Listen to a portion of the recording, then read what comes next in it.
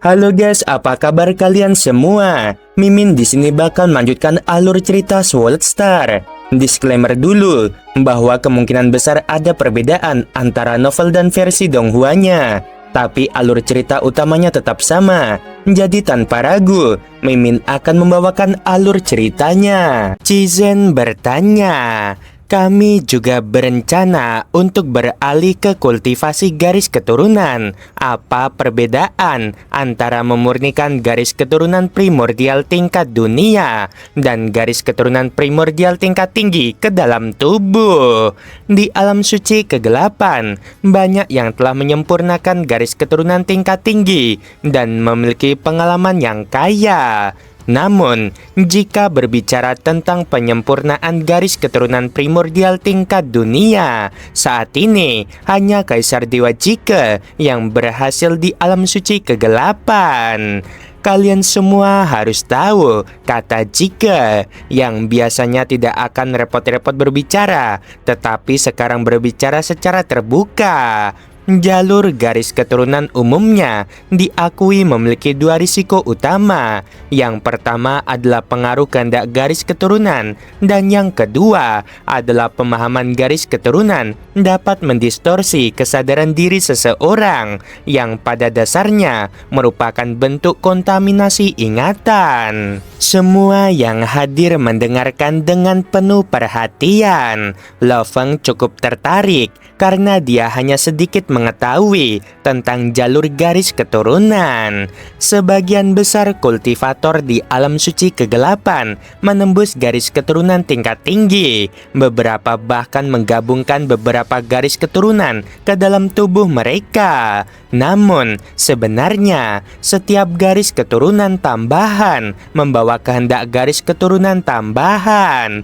Jalur garis keturunan paling baik dikhususkan pada satu bidang. Itulah sebabnya aku memilih untuk menembus garis keturunan primordial tingkat dunia. Bahkan jika aku menjadi makhluk primordial tingkat tinggi, aku tetap ingin mengkhususkan diri pada satu garis keturunan ini untuk berjuang mencapai tingkat primordial dunia. Tetapi kehendak garis keturunan primordial tingkat dunia jauh lebih kuat. Kontaminasi ingatannya lebih parah dan penggalian potensinya jauh lebih sulit. Mungkin aku telah membuat pilihan yang salah, ujar Kaisar Dewa Jike dengan rendah hati. Mungkin garis keturunan tingkat tinggi lebih cocok untukku. Mungkin aku telah melebih-lebihkan kemampuan diriku. Apakah menggabungkan beberapa garis keturunan selalu buruk? Tanya Lo Feng. Raja Taois 9 Naga menambahkan, mereka yang meneliti secara mendalam misteri garis keturunan, memahami secara mendalam, bahkan dapat menggabungkan beberapa garis keturunan menjadi satu untuk membentuk garis keturunan yang lebih kuat, sehingga mencapai tingkat primordial dunia. Kasus seperti ini jarang terjadi. Hanya dengan memahami garis keturunan secara menyeluruh, barulah beberapa garis keturunan dapat digabungkan. Kaisar Dewa Jike memandang Bosio, Bayin, dan Cizen. Jika beralih ke kultivasi garis keturunan, tetap fokus pada spesialisasi. Bosio dan dua orang lainnya mengangguk. Jika menatap Lo Feng, sekarang aku telah menghadapi terlalu banyak rintangan dalam menggali potensi garis keturunanku. Bisakah kau memberi beberapa bimbingan? Dalam hal garis keturunan, pemahamanku tidak selengkap kalian berdua. Lo Feng cukup tersenyum.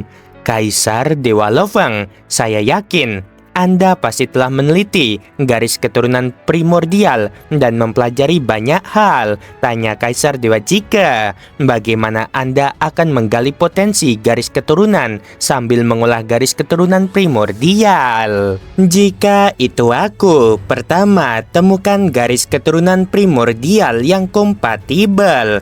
Amati peta pola rahasianya secara detail dan selami secara mendalam untuk jangka waktu yang lama. Kedua, menyatu dengan tubuh fisik. Setelah menyatu, amati dampak misteri garis keturunan pada tubuh. Berdasarkan perubahan pada tubuh, simpulkan fungsi dari pola rahasia garis keturunan ini. Gabungkan keduanya untuk meningkatkan pemahaman tentang garis keturunan. Terakhir, ikuti praktik paling umum di dunia kultivasi, tunduk pada naluri garis keturunan, dan gali potensi garis keturunan, jelas Loveng.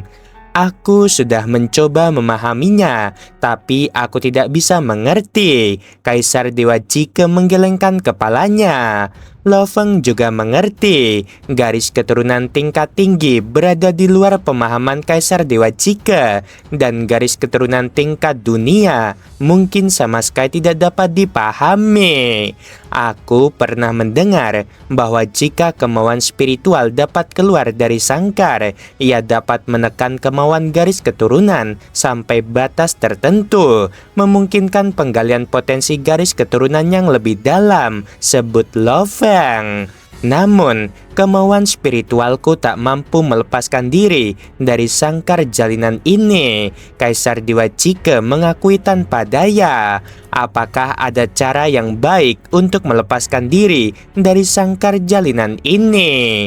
Dengan berlatih di tingkat kita, jiwa telah mengalami banyak penempaan. Raja Taois Naga 9 menyatakan, satu-satunya cara untuk meningkatkan kemauan spiritual yang tersisa adalah melalui peningkatan jalan spiritual seseorang yang akan menghasilkan peningkatan kemauan spiritual.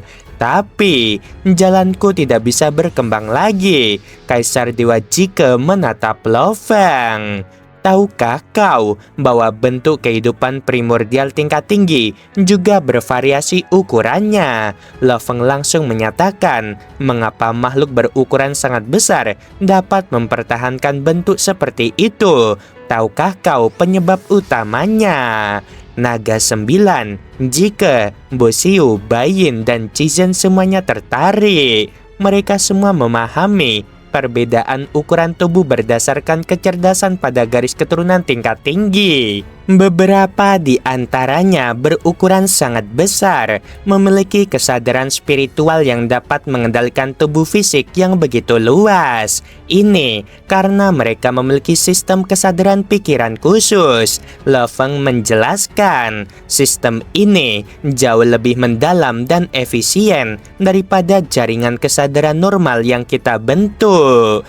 Kau bisa meneliti garis keturunan tingkat tinggi, menyingkirkan gangguan misterius lainnya, dan fokus pada sistem kesadaran pikiran. Pelajari berbagai jenis untuk mengumpulkan pengalaman.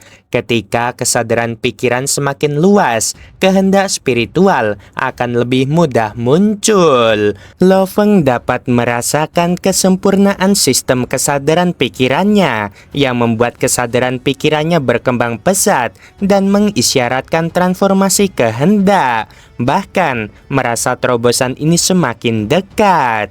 Maka Loveng muncul untuk mencari pencerahan spiritual ini. Kelima orang yang hadir merasa agak bingung setelah mendengar Loveng. Jike tak kuasa menahan diri untuk berkata, aku tak bisa membedakan mana sistem kesadaran pikiran dan mana misteri lainnya. Aku hanya merasa pola-pola rahasia ini seperti kekacauan yang bercampur aduk. Aku bahkan tak bisa sepenuhnya membedakan jalanku sendiri yang merupakan spesialisasiku. Garis keturunan tingkat tinggi terlalu sulit. Raja Taois Naga 9 setuju. Dengan garis keturunan tingkat rendah, kita masih dapat mengkategorikan misteri dan mempelajarinya dengan cermat. Loveng menggelengkan kepalanya perlahan. Garis keturunan tingkat rendah tidak memiliki sistem kesadaran pikiran yang kuat. Pernyataan ini membuat Kaisar Dewa Jike, Bosiu, dan yang lainnya agak kecewa. Meneliti apa yang disebut sistem kesadaran pikiran saja membutuhkan pembedahan menyeluruh terhadap garis keturunan tingkat tinggi. Jika seseorang mampu menguraikan dan mengkategorikan garis keturunan tingkat tinggi untuk dipelajari setelah meluangkan waktu yang cukup, mereka dapat memahami dan mencocokkan diri mereka dengan garis keturunan tingkat tinggi sehingga mencapai kehidupan primordial tingkat tinggi. Kemauan spiritual kita tidak memadai, pemahaman kita tidak cukup, dan bahkan kemampuan kita untuk menggali potensi garis keturunan pun masih kurang. Bagaimana kita bisa keluar dari sangkar jalinan? Kaisar Dewa Jike menggelengkan kepalanya. Bosio, Bayin, dan Cizen juga memahami situasi tersebut dengan sangat jelas. Kemauan keras, pemahaman, dan kemampuan untuk menggali potensi garis keturunan. Tetapi mungkin poin terakhir dari menggali potensi garis keturunan masih sulit dipahami. Raja Taois 9 Naga bertanya, "Aku ingin tanya, apakah ada cara untuk memahami jalur yang belum aku kuasai?" Lo Feng balik bertanya dengan heran, "Karena kamu tidak pandai dalam hal itu, mengapa kamu mengerahkan begitu banyak usaha?" Seperti halnya jalur materi, Lo Feng merasa memiliki bakat di bidang itu. Jika tidak, dia tidak akan bisa menjelajahi tubuh ilahi sempurna sendirian. Namun jelas, dia paling unggul di jalur kehidupan dan kehancuran dengan efisiensi tertinggi. Apakah ada jalan keluarnya? Raja Taois Naga 9 mendesak. Ini adalah pertanyaan yang telah dia ajukan kepada banyak kultivator. Dia tidak akan melewatkan kesempatan apapun untuk meminta nasihat. Lo Feng berpikir sejenak sebelum menjawab. Dalam pencerahan, tidak ada jalan pintas, hanya ada satu jalan, akumulasi yang tebal mengarah pada pelepasan yang tipis. Jika kamu tidak dapat memahaminya, itu berarti akumulasimu tidak mencukupi. Raja Taois Naga 9 terkejut dan mengangguk. "Bosio, pergilah dan biarkan kedua teman itu masuk," kata Lo Feng sambil tersenyum. Yang satu bernama Kaisar Dewa Yanfeng dan yang lainnya bernama Kaisar Dewa Guntur. Bosio langsung mengerti. Dia tahu dari Master Istana Yuan Xiang bahwa Lo Feng berasal dari tanah asal, dan dia juga mengetahui tentang beberapa Kaisar Dewa yang muncul dari tanah asal. Saat ini, di depan taman rumah gua, lebih dari 100.000 kultivator telah berkumpul. Mereka sibuk menunggu kehadiran sosok yang tak terkalahkan. Leluhur Yanfeng dan leluhur Guntur berada di sudut, dan di suci kegelapan, mereka dianggap sebagai tingkat kekuatan terendah. Oleh karena itu, posisi mereka juga paling terpencil. Tiba-tiba terdengar sebuah suara. Tatapan lebih dari 100.000 kultivator tertuju pada Bosio. Baik leluhur Yanfeng maupun leluhur Guntur agak bingung. "Kaisar Lo Feng mengundang kalian berdua masuk," kata Kaisar Bosio sambil tersenyum. Bagaimanapun, sebagai sesama penduduk asli tanah kelahiran Kaisar Lo Feng, tentu saja dia harus bersikap sopan. Setelah keduanya masuk, tekanan yang dialami Yanfeng dan leluhur Guntur sangat besar, dan hati mereka gemetar. Lo Feng tertawa dan memperkenalkan, "Hanya sedikit Kaisar Dewa yang muncul dari tanah kelahiranku, yaitu dunia sumber. Di alam suci kegelapan, hanya ada aku, Yanfeng, dan Guntur. Ngomong-ngomong, mereka berdua adalah seniorku." Kaisar Dewa Jike dan Raja Taois 9 Naga mencatat nama mereka. Pada hari ini, leluhur Yanfeng dan leluhur Guntur yang awalnya tidak penting di suci kegelapan, nama mereka dengan cepat ditemukan oleh berbagai kekuatan intelijen dan segera dikenal oleh banyak kultivator. Kemampuan bela diri mereka rata-rata, tetapi mereka memiliki satu poin luar biasa. Mereka adalah sesama penduduk asli dari sosok tak terkalahkan Kaisar Dewa Lo Feng. Lo Feng, sebagai eksistensi yang hampir tak terkalahkan, nyaris tak lagi menemukan lawan di bawah tingkat primordial. Bahkan tanpa usaha berarti, selama ia mengaktifkan garis darah primordial, ia bisa membebaskan diri dari sangkar jalinan kapan saja. Namun, justru karena itulah pola pikirnya kini berubah. Kedepannya, ia tak ingin sekedar keluar, melainkan mencari metode yang lebih sempurna untuk benar-benar melampaui sangkar jalinan. Terhadap para kultivator ahm suci kegelapan, Lo Feng tak memiliki niat menutup diri. Sebaliknya, ia bersedia membantu, terutama kepada dua kaisar dewa dari tanah kelahirannya. Ia menyimpan niat baik yang tulus. "Kalian berdua duduklah," ujar Lo Feng sambil menunjuk ke sisi kanannya. Yan Feng dan Guntur terkejut sekaligus tersanjung. Tanpa ragu, mereka segera duduk di sampingnya. Dalam kondisi sekarang, mereka menyadari sepenuhnya bahwa kekuatan mereka masih jauh dari cukup. "Yan Feng, Guntur," kata Lo Feng sambil tersenyum. "Apakah kalian mengalami kebingungan dalam kultivasi? Jangan sungkan untuk berbicara. Jika aku tidak menjawab, para senior di sini pasti bisa memberikan pencerahan." Keduanya saling berpandangan. Selama ini mereka terlalu lemah, bahkan tidak memenuhi syarat untuk berkonsultasi dengan eksistensi tingkat puncak. Guntur akhirnya membuka suara lebih dulu. "Aku telah menukar jasa pertempuran untuk memperoleh Sky Eye Thunder Beast, garis darah primordial tingkat tinggi. Tujuanku untuk menggali potensi garis keturunan, tetapi hasilnya sangat minim." "Kau menggunakan metode apa?" tanya Kaisar Dewa Jike dengan nada tenang. Sebagai kultivator yang paling mendalami penggalian garis keturunan di ahm suci kegelapan era ini, Jike jelas memiliki otoritas untuk membimbing Guntur. Guntur segera menjelaskan, "Aku mencoba dengan berbagai bentuk kekuatan petir." Waktu berlalu di depan taman rumah goa. Puluhan ribu kultivator akhirnya menantikan sosok yang mereka tunggu-tunggu. Itu dia, Kaisar Dewa Lo Feng muncul. Kerumunan menjadi bergejolak ketika seorang pria berambut hitam dan berjubah hitam melangkah keluar. Di belakangnya mengikuti Raja Taois 9 Naga, Jike, lalu Bosio, Baiyin, Cisen, Yan Feng, dan Guntur. Detik berikutnya, langit dan bumi bergetar hebat. Aturan ruang terpelintir. Cahaya di sekeliling seolah meredup dan tenggelam dalam kegelapan. Para kultivator merasakan tekanan mengerikan, seolah-olah di hadapan pria itu, tubuh dan jiwa mereka bisa tercabik kapan saja. Namun aura itu segera ditarik kembali.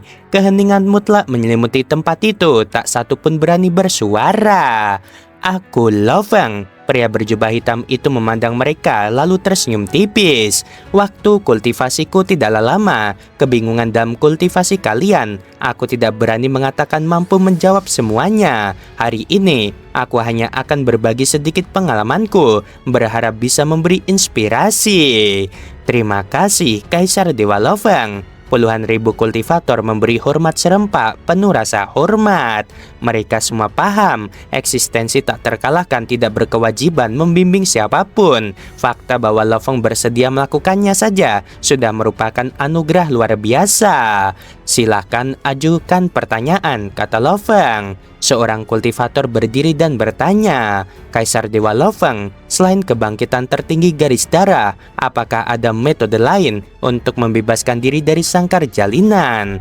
Lo Feng melirik Raja Taois 9 Naga di sampingnya. Raja Taois itu tersenyum dan melangkah maju. "Secara garis besar ada 3 metode. Pertama, kebangkitan tertinggi garis darah. Kedua, menguasai asal dunia sumber dan menjadi penguasa dunia sumber. Ketiga, yang paling ekstrim, melanggar hukum dengan kekuatan, langsung naik dari setengah primordial menjadi penguasa primordial."